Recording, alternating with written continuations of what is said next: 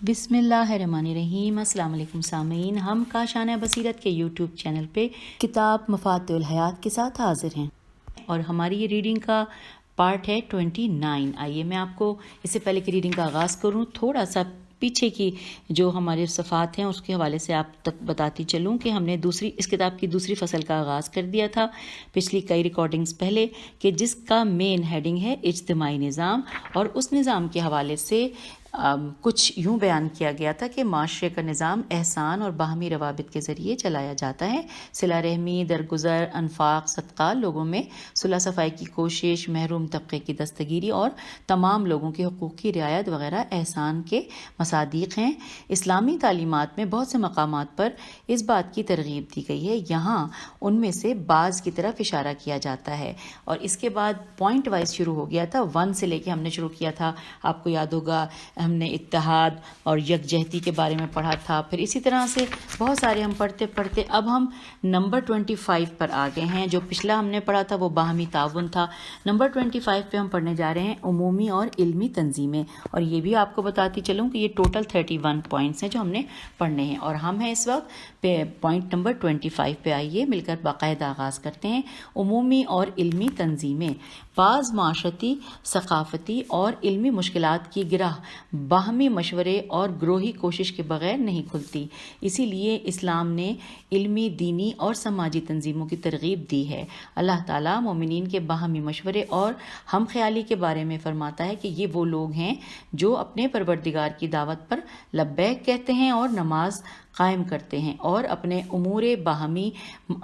امور باہمی مشورے سے انجام دیتے ہیں، اور یہ ہے حوالہ سورہ شورى اور آیت نمبر 38 کا۔ پھر اس کے بعد لکھا ہے کہ بعثت سے پہلے رسول اکرم صلی اللہ علیہ وآلہ وسلم نے حلف الفضول ہے، یہ جو انورٹڈ کاما میں ہے یہ ورڈ، ہے لام فے حلف اور الف لام فے زواد واو لام، حلف الفضول نامی معاہدے میں جو مقدس ترین معاہدوں اور تنظیمی کاموں میں سے ایک تھا، اس میں انہوں نے شرکت کی تاکہ مظلوموں کی مدد کریں۔ آپ صلی اللہ علیہ وآلہ وسلم نے اس بارے میں فرمایا کہ میں نے عبداللہ بن جدعان جیم دال عین الف نون بن جدعان کے گھر میں ایک معاہدے میں شرکت کی، مجھے یہ معاہدہ سرخ اور بریکٹ میں لکھا ہے قیمتی اونٹوں سے بھی زیادہ پسند ہے۔ آج اگر اسلامی دور میں مجھے اس قسم کے معاہدے کی دعوت دی جائے تو میں قبول کروں گا۔ اور یہاں پر ہے حوالہ السنن الکبریٰ جلد نمبر 6 صفحہ نمبر 367۔ اب نیکسٹ سب ہیڈنگ ہے مذہبی انجمنیں۔ امام باقر علیہ السلام نے اپنے اصحاب سے فرمایا، باہم جمع ہو جاؤ اور ایک دوسرے کے ساتھ علمی گفتگو کرو، اس صورت میں فرشتے تمہارا احاطہ کریں گے، خدا اس شخص پر رحمت کرے جو ہمارے امر اور ہماری بریکٹ میں لکھا ہے ہماری ولایت کو زندہ کرے۔ اور یہاں پر حوالہ ہے وسائل الشیعہ جلد نمبر 12 اور صفحہ نمبر 22، اور ہم کتاب کے پیج نمبر 479 پر آ گئے ہیں۔ امام صادق علیہ السلام نے اپنے اصحاب سے فرمایا، اللہ سے ڈرو اور اللہ کی خاطر ایک دوسرے کو چاہنے والے نیکوکار بھائی بنو، ایک دوسرے کی دلجوئی کرو، ایک دوسرے کے ساتھ مہربانی و شفقت برتو، ایک دوسرے کی زیارت کرو، باہم ملتے رہو، ہمارے امر، ہماری ولایت و امامت کے بارے میں گفت و شنید کیا کرو اور اس امر کو زندہ رکھو۔ تو جو سب سے پہلا تو ہم نے آپ کو حوالہ بتا دیا تھا، جی ہاں، اس امر کو زندہ رکھو، اور یہاں پر ہے حوالہ مصادقۃ الاخوان صفحہ نمبر 35۔ اسی طرح امام صادق علیہ السلام نے فضیل سے فرمایا کہ کیا تم لوگ آپس میں بیٹھ کر علمی گفت و شنید کرتے ہو؟ فضیل نے کہا، جی ہاں، آپ کے قربان جاؤں۔ امام نے فرمایا، تحقیق میں اس قسم کی نشستوں کو میں پسند کرتا ہوں، ہمارے امر، ہماری ثقافت اور تعلیمات کو زندہ کرو، خدا اس پر رحم کرے جو ہمارے امر کو زندہ کرے۔ اے فضیل، اگر کوئی ہمارا ذکر کرے یا اس کے پاس ہمارا ذکر کیا جائے اور اس کی آنکھ سے مکھی کے پر کے برابر بھی آنسو نکلے تو خدا اس کے گناہوں کو بخش دیتا ہے، اگرچہ وہ سمندر کی جھاگ سے بھی زیادہ ہوں۔ اور یہ ہے حوالہ قرب آل اسناد صفحہ نمبر 18۔ اور اب ہم پوائنٹ نمبر 26 پڑھیں گے. 25 پڑھا تھا عمومی اور علمی تنظیمیں. 26 پہ ہے مزدور اور آجر محنت کشوں کی برتری. مروی ہے کہ حضرت عیسیٰ علیہ السلام نے اپنے حواریوں سے فرمایا تم حواریوں سے بہتر وہ لوگ ہیں جو اپنے ہاتھ سے کام کرتے ہیں اور اپنے ہاتھ کی کمائی کھاتے ہیں. اور یہ ہے حوالہ بحار الانوار جلد نمبر 14 صفحہ نمبر 276. پھر لکھا ہے جب رسول خدا صلی اللہ علیہ وآلہ وسلم جنگ تبوک سے واپس لوٹے تو سعد انصاری آپ کے استقبال کے لیے آئے. پیغمبر اکرم صلی اللہ علیہ وآلہ وسلم نے سعد سے مصافحہ کیا. جب آپ نے سعد کے ہاتھوں کی درشتی اور کھردرے پن کو محسوس کیا تو اس انصاری محنت کش سے پوچھا کہ تیرا ہاتھ اس قدر سخت اور کھردرا کیوں ہے؟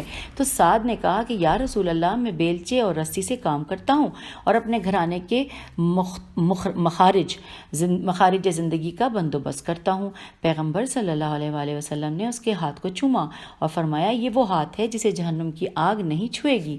اور یہاں پر حوالہ ہے اسد الغابت جلد نمبر 2 صفحہ نمبر 185. اور ہم کتاب کے پیج 480 پر آ گئے ہیں. آگے چلتے ہیں. رسول صلی اللہ علیہ وآلہ وسلم نے فرمایا پاکیزہ ترین آمدنی انسان کے ہاتھ کی کمائی ہے. اور یہ ہے حوالہ 2 کتابوں کے حوالے ہیں الجامع الصغیر جلد نمبر 1 صفحہ نمبر 170 اور مستدرک الوسائل جلد نمبر 13 صفحہ نمبر 24. آئیے آگے چلتے ہیں. لکھا ہے نکتہ یہ ہے کہ محنت و مشقت اور مزدوری 2 الگ چیزیں ہیں. انسان کو اجرت پر کام اور مزدوری کرنے کی ہرگز ترغیب نہیں دی گئی ہے. اسلام نے جس چیز پر زور دیا ہے وہ کام اور محنت و مشقت ہے. اس کا لازمہ یہ ہے کہ ہر شخص اپنے لیے کام کرے پس اسے تجارت، صنعت، زراعت، باغبانی اور حیوانات کی پرورش جسے میدانوں میں خود مختار حیثیت میں کام کرنا چاہیے. اور یہاں پر حوالہ دیا گیا ہے، بلکہ حوالے سے پہلے یہاں پہ تفصیلات ہیں کچھ، آئیے وہ پڑھ لیتے ہیں. حاشیے میں اس کے حوالے سے لکھا ہے بعض کام جائز نہیں ہوتے، مثلا شراب سازی اور بے حیائی کی ترویج وغیرہ.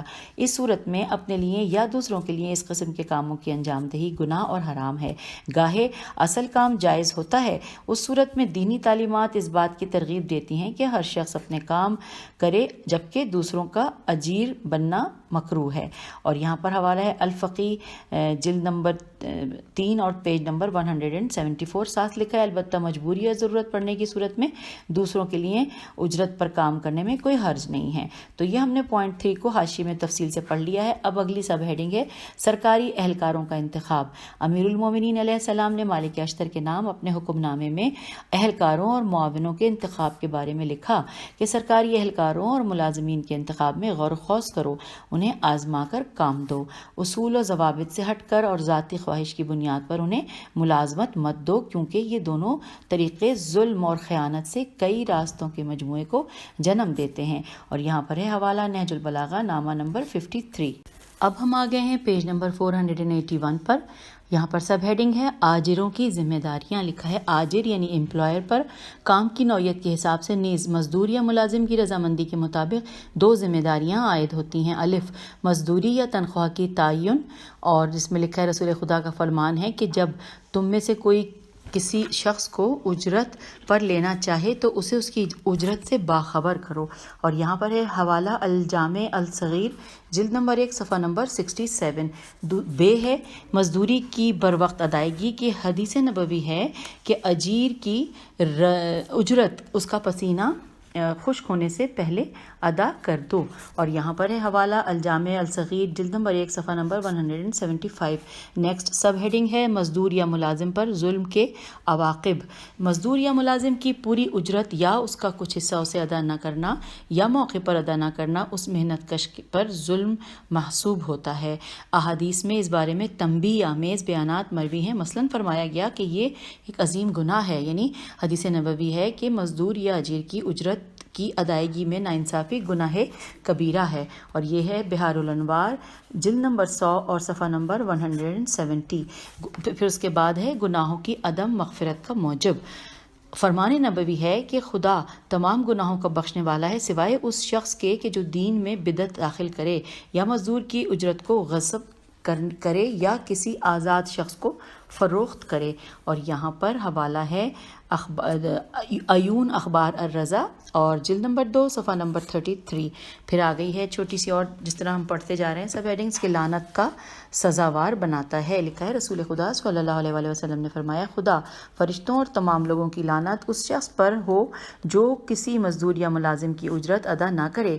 قیامت کے دن اللہ اس سے کسی قسم کا مال یا عوض قبول نہیں کرے گا۔ اور یہ ہے حوالہ تفسیر القمی جلد نمبر 2 صفحہ نمبر 276۔ اور اب ہم آ گئے ہیں پیج نمبر 482 پہ۔ لکھا ہے بہشت کی خوشبو سے محروم کرتا ہے۔ یہ اس سے آگے پڑھتے ہیں کہ حدیث میں مذکور ہے کہ جو شخص ازراہ ظلم کسی اجیر کی اجرت ادا نہ کرے خدا اس کے اعمال کو باطل اور اس پر جنت کی خوشبو کو حرام قرار دیتا ہے۔ اور یہ ہے حوالہ الفقی جلد نمبر 4 صفحہ نمبر 12۔ آگے چلتے ہیں۔ ظاہر ہے کہ جو شخص بہشت کی خوشبو سے محروم رہے وہ خود بہشت سے بھی محروم رہے گا۔ اب یہاں پر آ گیا ہے پوائنٹ نمبر 27۔ جیسا کہ آپ کو بتایا تھا کہ ہم نے ٹوٹل 31 پوائنٹ پڑھنے ہیں۔ 27 پہ لکھا ہے نرمی برتنے کی اہمیت اور قدر و قیمت۔ آئیے جانتے ہیں۔ اسلامی تعلیمات و ثقافت کے اندر لوگوں کے ساتھ نرمی برتنے کو بڑی اہمیت حاصل ہے۔ معصومین علیہ السلام نے اس پر زور دیا ہے اور اسے عقل کی بنیاد قرار دیا ہے۔ پیغمبر اکرم صلی اللہ علیہ وآلہ وسلم نے فرمایا کہ خدا پر ایمان کے بعد عقل کی اساس لوگوں کے ساتھ نرم رویہ اپنانا ہے، البتہ وہ نرم رویہ جو حق کو ترک کرنے کا موجب نہ بنے۔ اور یہاں پر یہ ہے حوالہ تحفہ العقول صفحہ نمبر 42۔ آگے چلتے ہیں۔ حضرت صلی اللہ علیہ وآلہ وسلم کا یہ بھی فرمان ہے کہ جس طرح اللہ نے مجھے فرائض کی ادائیگی کا حکم دیا ہے اسی طرح لوگوں کے ساتھ نرمی اور تواضع کا بھی حکم دیا ہے۔ اور یہ ہے حوالہ الکافی جلد نمبر 2 صفحہ نمبر 117۔ پھر اب پوائنٹ 27 پڑھ لیا تھا، اب اگلا جلدی سے آ گیا ہے پوائنٹ 28 کی امانت داری کی اہمیت۔ پیغمبر اکرم صلی اللہ علیہ وآلہ وسلم کا فرمان ہے لوگوں کی نمازوں اور روزوں کی کثرت کو نیز ان کے حج اور اچھے کاموں کی کثرت کو یا ان کی شبانہ عبادتوں کی آوازوں کو نہ دیکھو بلکہ ان کی راست گوئی اور امانت داری کو دیکھو۔ اور یہ ہے حوالہ المعالی صدوق صفحہ نمبر 303۔ پھر ہے امام موسیٰ کاظم علیہ السلام کا فرمان ہے کہ جب تک اہل زمین میں ایک دوسرے سے محبت اور امانت کی رعایت کرتے رہیں گے تب تک اللہ کی رحمت ان کے شامل حال رہے گی۔ اور یہاں پر ہے حوالہ تنبیہ الخواطر و نزہۃ النواظر جلد نمبر 1 اور صفحہ نمبر 12۔ اور اب ہم آ گئے ہیں اس کتاب کے پیج نمبر 483 پر۔ لکھا ہے امام صادق علیہ السلام کا فرمان ہے کہ تمہارے اوپر لازم ہے کہ پرہیزگاری، اجتہاد اور امانت داری کی رعایت کرو۔ اور یہاں پر ہے حوالہ تفسیر العیاشی صفحہ نمبر 286۔ پھر امانت داری کی اہمیت بیان کرنے کے لیے یہی کافی ہے کہ امام سجاد علیہ السلام نے اپنے اصحاب سے فرمایا کہ تمہاری ذمہ داری ہے کہ امانت کو ادا کرو۔ اگر میرے بابا حسین بن علی علیہ السلام کا قاتل بھی میرے پاس وہ تلوار امانت رکھے کہ جس سے اس نے آپ کو شہید کیا تھا تو میں اس کی یہ امانت اسے واپس کروں گا۔ اور یہاں پر ہے حوالہ الامالی صدوق صفحہ نمبر 508۔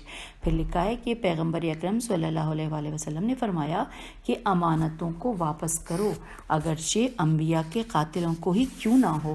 اور یہاں پر حوالہ ہم نے نوٹ کرنا ہے تحفہ العقول صفحہ نمبر 104۔ پھر لکھا ہے سب ہیڈنگ ہے امانت داری کا صلہ۔ امانت داری بہترین عمل صالح ہے۔ معصومین علیہ السلام کی احادیث میں اس کے بعض ثوابوں کا ذکر ہوا ہے۔ چنانچہ رسول اکرم صلی اللہ علیہ وآلہ وسلم نے فرمایا بے شک قیامت کے دن تم میں سب سے زیادہ مجھ سے نزدیک اور میری شفاعت کا سب سے زیادہ حقدار وہ ہوگا جو تم میں سب سے زیادہ سچا اور سب سے زیادہ امانت دار ہوگا۔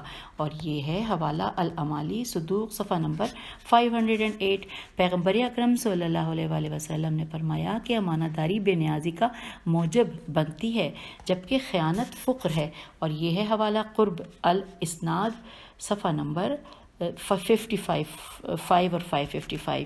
امیر المومنین علیہ السلام نے اصحاب سے مخاطب ہو کر فرمایا کہ کیا میں تمہیں اس چیز کی نشاندہی نہ کروں جو رزق میں اضافے کا باعث بنتی ہے؟ اصحاب نے کہا جی ہاں یا امیر المومنین علیہ السلام۔ تو فرمایا کہ امانت کی پاسداری روزی میں اضافے کا باعث بنتی ہے۔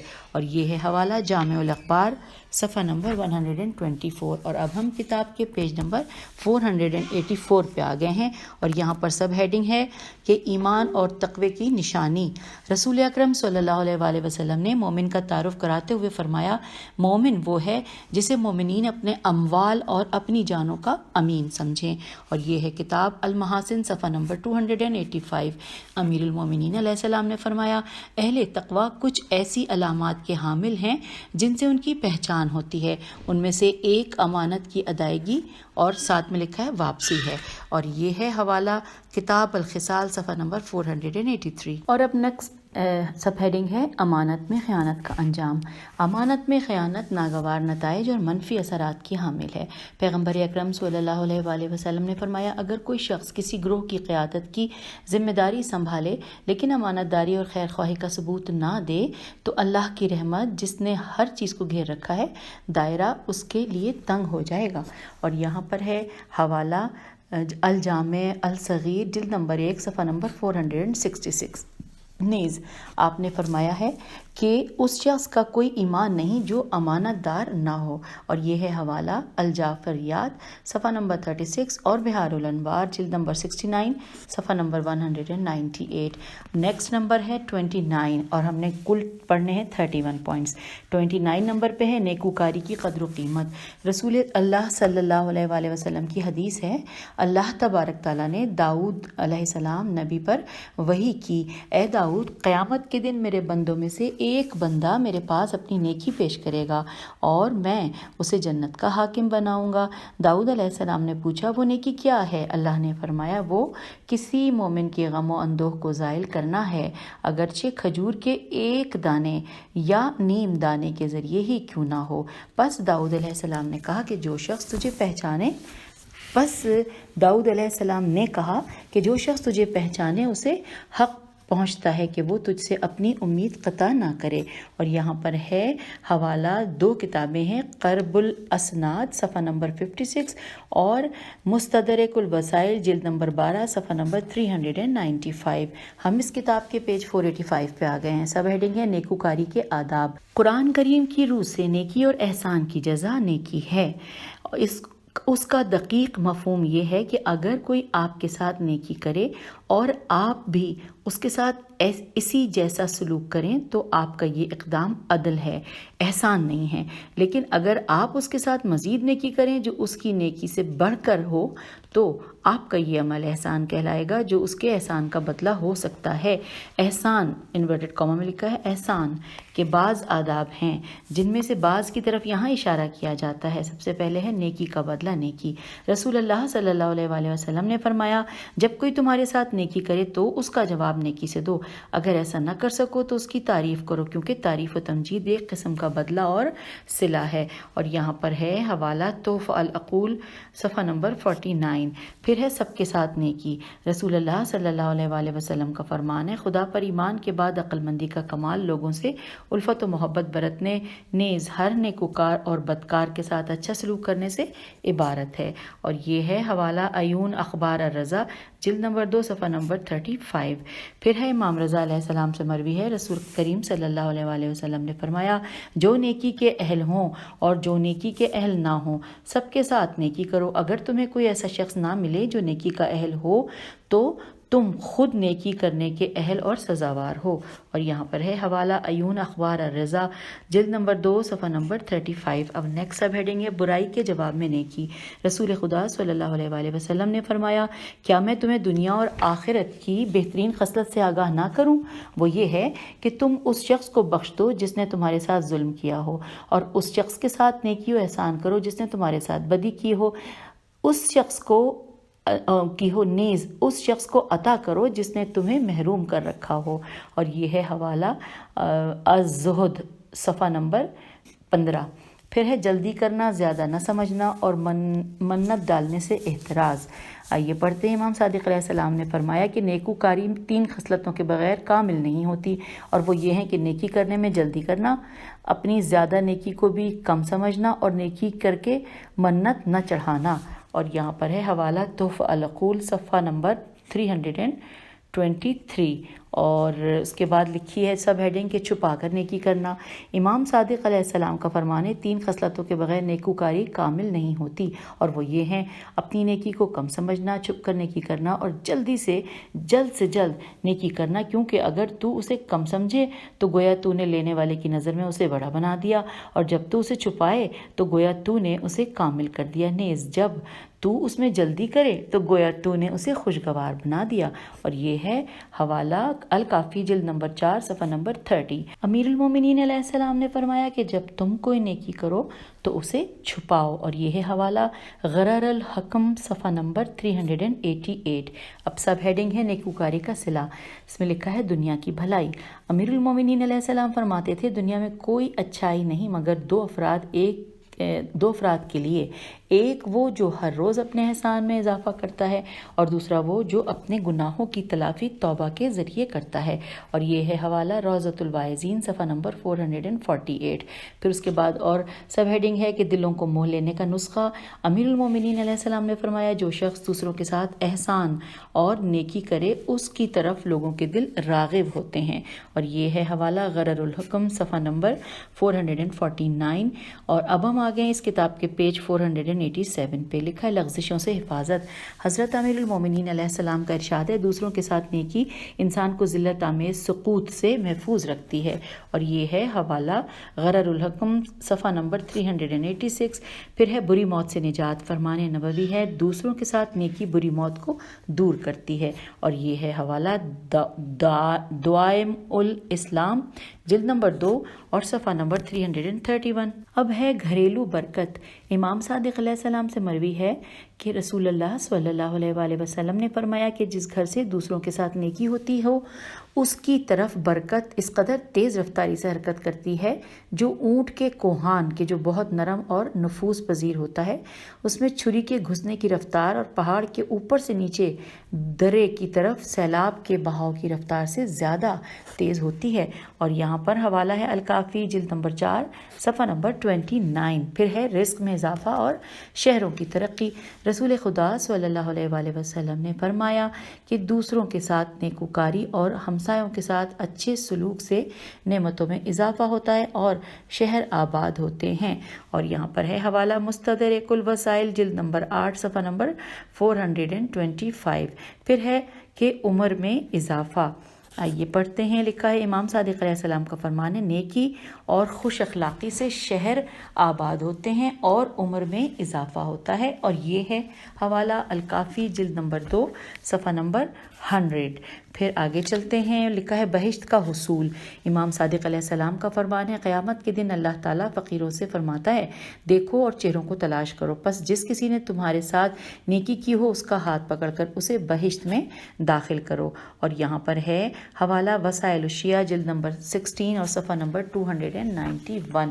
اور پھر یہ بھی لکھا ہے کہ نیز آپ نے فرمایا کہ تیرا اپنے بھائی کے چہرے سے ایک تنکا ہٹانے کی جزا 10 نیکیاں ہیں، اس کے سامنے مسکرانے کی جزا 1 حسنہ ہے، اور دوسروں کے ساتھ نیکی کرنے والا سب سے پہلے بہشت میں داخل ہوگا، اور یہاں پر اس کا حوالہ ہے الدعوت اور صفحہ نمبر 108۔ ہم کتاب کے پیج 488 پر آ گئے ہیں، ساتھ ہی سب ہیڈنگ ہے آتش جہنم سے دوری۔ حضرت موسیٰ علیہ السلام نے خدا سے عرض کیا خدایا اس شخص کی جزا کیا ہے جو لوگوں کو اپنے شر سے محفوظ رکھتا ہے اور اس کے ساتھ نیکی کرتا ہے؟ اللہ نے فرمایا اے موسیٰ قیامت کے دن آگ اس سے کہے گی کہ میں تجھے کوئی نقصان نہیں پہنچا سکتی، اور یہ ہے حوالہ الامالی صدوق صفحہ نمبر 208۔ اللہ کے ہاں محبوبیت۔ رسول اللہ صلی اللہ علیہ وآلہ وسلم کا فرمان ہے ہر نیک کام صدقہ ہے، کار خیر کا راستہ دکھانے والا اسے انجام دینے والے کی طرح ہے، اور اللہ پریشان حال اندوہگین انسان کی مدد کو دوست رکھتا ہے، اور یہ ہے حوالہ الکافی جلد نمبر 4 صفحہ نمبر 27۔ اب پھر اگلی سب ہیڈنگ آ گئی نیکوکاروں کے لیے دعا۔ امام سجاد علیہ السلام فرماتے ہیں تیرے ساتھ نیکی کرنے والے کا حق یہ ہے کہ تو ان کا شکریہ ادا کرے، اس کی نیکیوں کو یاد رکھے، اس کا ذکر خیر کرے اور خدا کے حضور اس کے لیے خلوص کے ساتھ دعا کرے، اور یہ ہے حوالہ الفقی جلد نمبر 2 صفحہ نمبر 6 622 اور 623. اور پھر سب ہیڈنگ ہے نیکی کا بدلہ. امام سجاد علیہ السلام فرماتے ہیں تیرے ساتھ نیکی کرنے والے کا حق یہ ہے کہ اگر تمہارے لیے ممکن ہو تو اس کی نیکی کا بدلہ فوراً نیکی سے دو، لیکن اگر جلدی نہ ہو سکے تو مناسب موقع کی طاق میں رہو اور اپنے نفس کو اس پر آمادہ رکھو. اور یہ ہے تحفہ العقول صفحہ نمبر 265. اور ہم آ گئے ہیں کتاب کے پیج نمبر 489 پر. پھر لکھی ہے سب ہیڈنگ نااہلوں کے ساتھ نیکی. امیر المومنین علیہ السلام سے رسول خدا صلی اللہ علیہ وآلہ وسلم کی وصیت میں مذکور ہے کہ اے علی علیہ السلام 4 چیزیں برباد ہو جاتی ہیں: بھرے پیٹ میں پر مزید کھانا، روشنی میں چراغ جلانا، شورہ زار مٹی میں بیج بونا اور نااہل کے ساتھ نیکی کرنا. اور یہ ہے حوالہ تحفہ العقول صفحہ نمبر 9.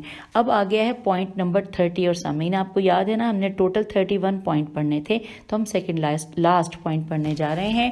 اور اس کی ہیڈنگ ہے مومنین کے ساتھ مشارکت، میم شین الف رے کاف تے.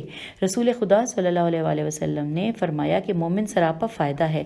اگر تو اس کے ساتھ چلے تو وہ تجھے فائدہ دے گا، اگر تو اس کے ساتھ مشورہ کرے تو تجھے فائدہ پہنچائے گا، اور اگر تو اس کا شریک بن جائے تو تجھے فائدہ دے گا. خلاصہ یہ کہ اس کی ہر چیز سود مند ہے.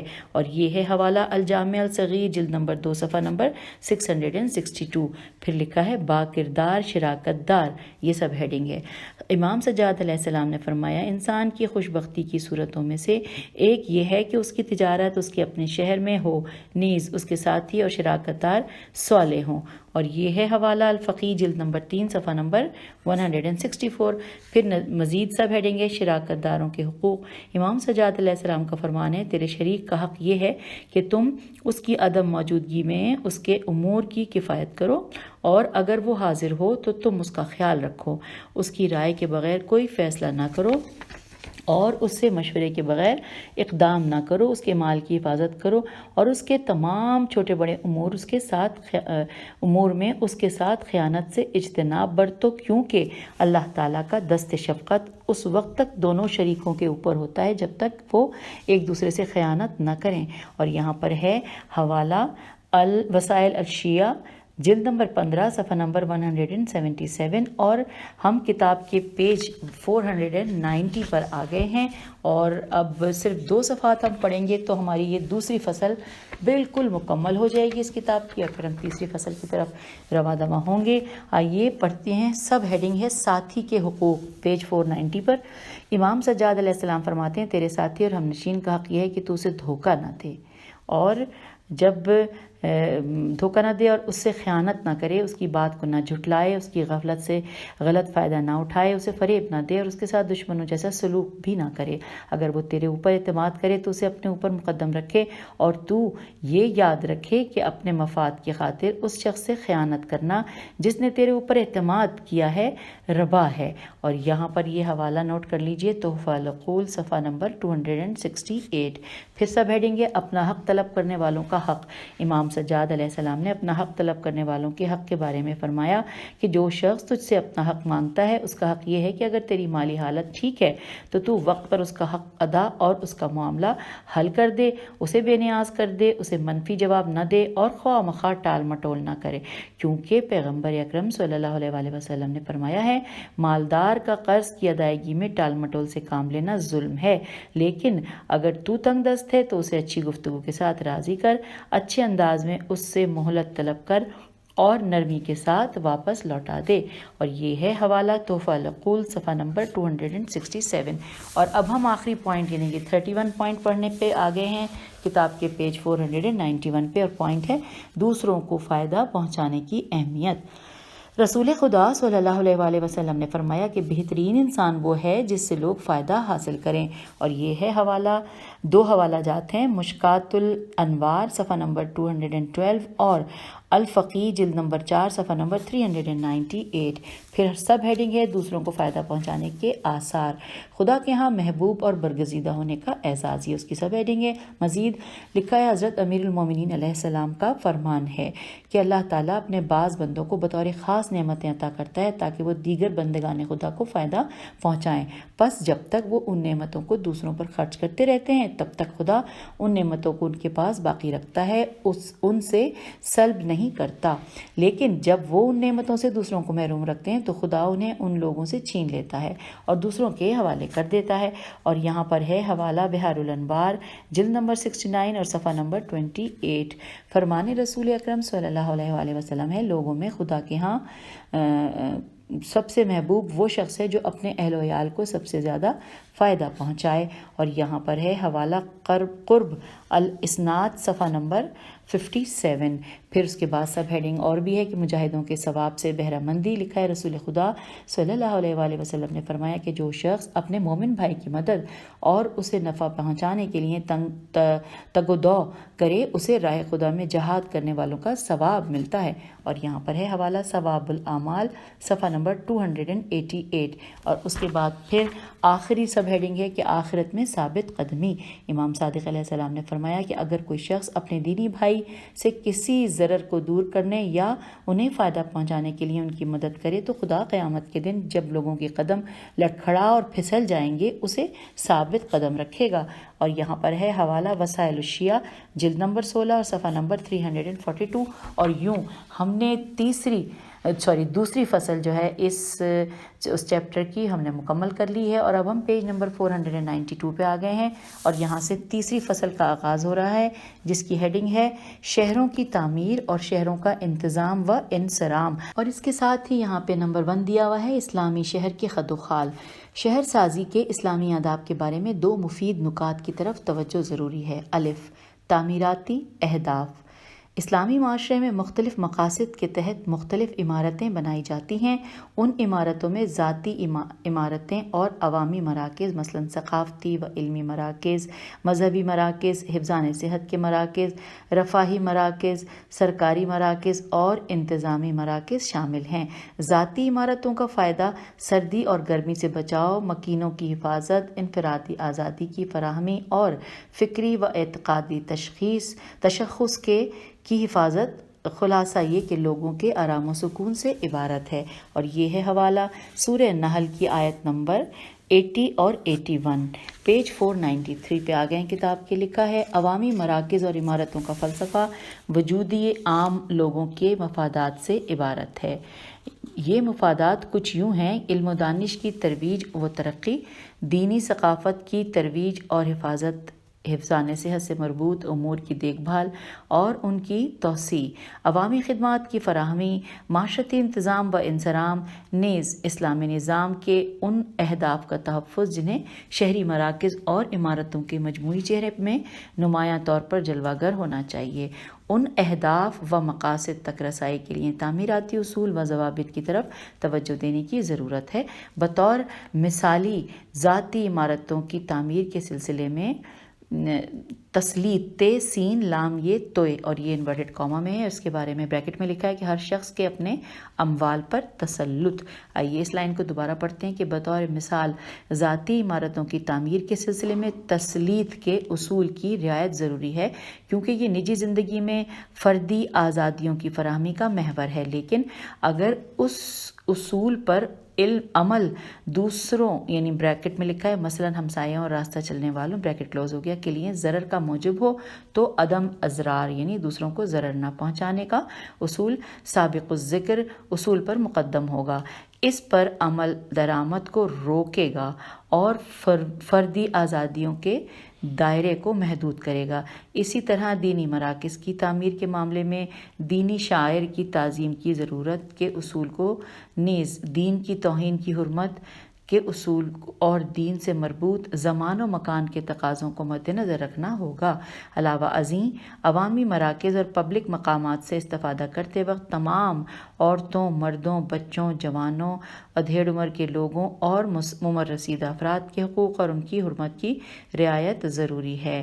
بنابراین عمارتوں کی تعمیر، طبی سہولتوں کی فراہمی اور رفاہی امور سے استفادے کا اس طرح سے اہتمام کرنا چاہیے کہ نامحرم مردوں اور عورتوں کے حدود کی حفاظت ہو، نیز مردوں اور عورتوں کے عدم اختلاط کے اصول کی رعایت ہو، یہاں تک کہ کئی منزلہ بلند عمارتوں میں لفٹوں کو نصب کرتے وقت اس بات کا اہتمام کیا جائے کہ لفٹ کے اندر نامحرم مرد اور خواتین بند کمرے کی طرح خلوت میں یکجاں نہ ہوں۔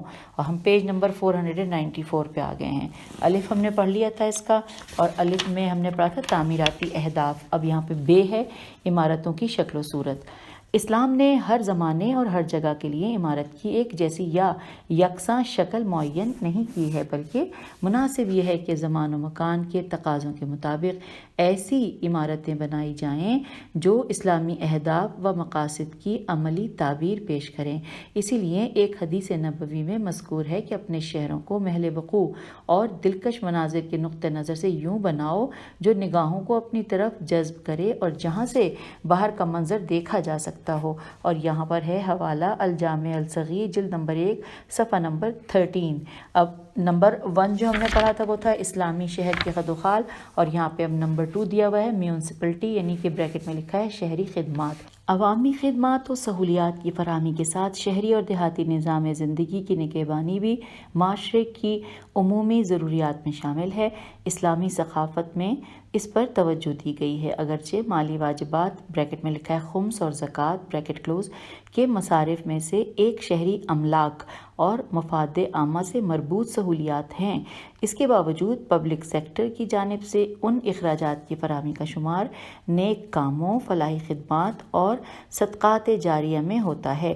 آیات و احادیث میں ان خدمات کے عوض دنیاوی اور اخروی پاداش کا وعدہ کیا گیا ہے۔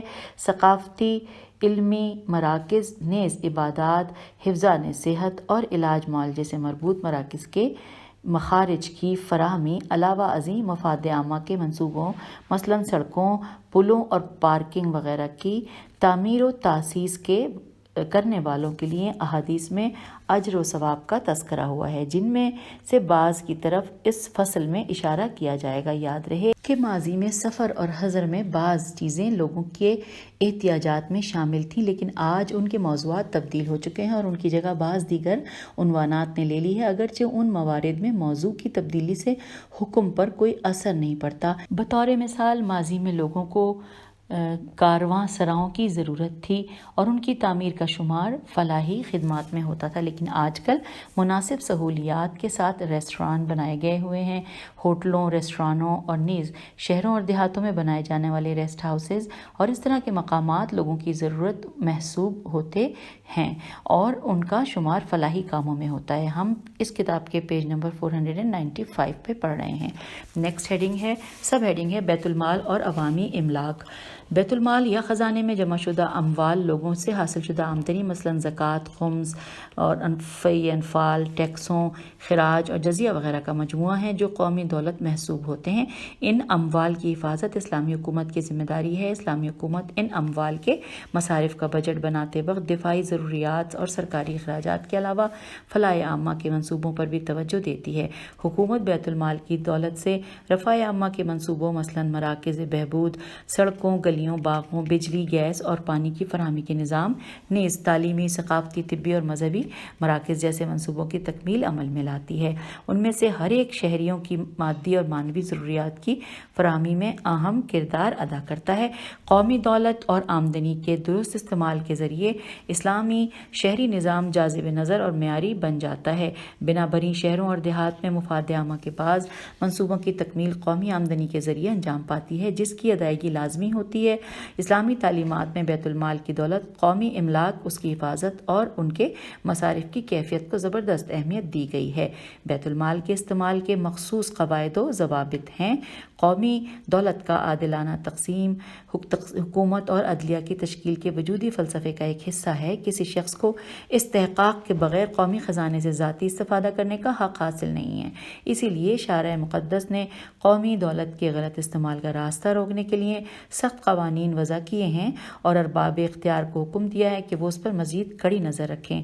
اسلام اور دینی پیشواؤں نے بیت المال اور قومی دولت کی اہمیت اور عادلانہ تقسیم کے بارے میں جو رہنما اصول دیے ہیں وہ اس قدر زیادہ ہیں کہ یہاں ان سب کے تذکرے کی گنجائش نہیں ہے، بنابراین بطور نمونہ چند مثالوں کے ذکر پر اکتفا کیا جاتا ہے۔ ہم اپنی ریڈنگ کو یہاں پر روک دیتے ہیں اور یہ تمام مثالیں جو انشاءاللہ ایک ساتھ اگلی ریڈنگ میں پڑھیں گے۔ اجازت دیجیے، خدا حافظ، فی امان اللہ۔